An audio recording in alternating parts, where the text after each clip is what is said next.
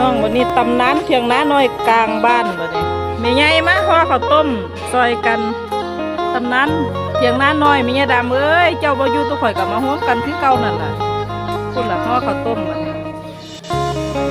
เป็นห่อข้าวต้มซอยกันทั้งก็ห่ออยู่ในยันตำนานเพียงน้าน้อยเฮาคือเก่าล่ะเพียงน้าน้อยตุ่มน้มหักเพียงพี่น้องคือเก่าต้องพญายทุนแบบนี้ก็เป็นพญายทุนก็สิได้นั่งท้อนเงินนี่คือเก่า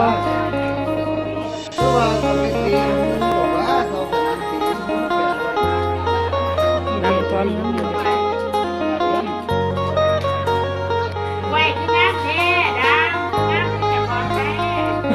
พากันห่อข้าวต้มเบิ่งพี่น้องมา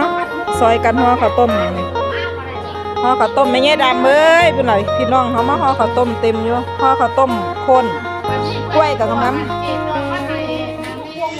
บัดนี้ผู้ใดสิบอกกีกตองมาให้ไม่แย่น้อยว่าเบิ่งไม่แย่ดำกับนั่งเบิ่งอยู่พุ่นเบิ่งเปียงไม่แย่ดำเบิ่งพี่น้องเขาเปียงพุ่นน่ะห่อข้าวต้มซอยกันห่อหลายๆย่านพี่น้องบ่พอกินก็ต้มข้น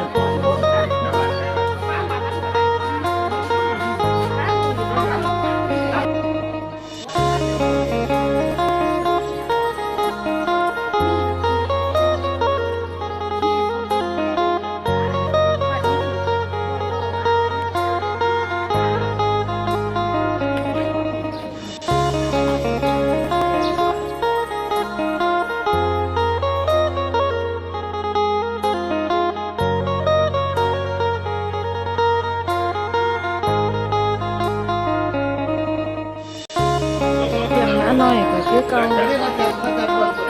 เพียงน้าน้อยกลางบ้าน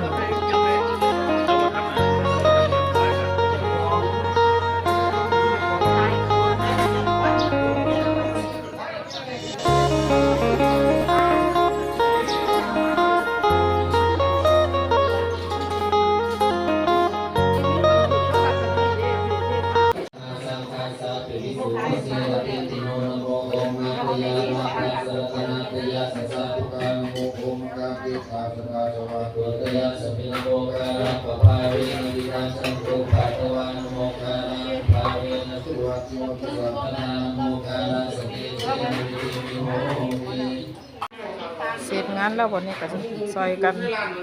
เก็บถ้วยเก็บจานเช็ดล้างเช็ดซอยกันไปส่งร้านนั่นก็จะเก็บอันนั้นก็จะเก็บของออกมาจากทางในร่วมด้วยช่วยกัน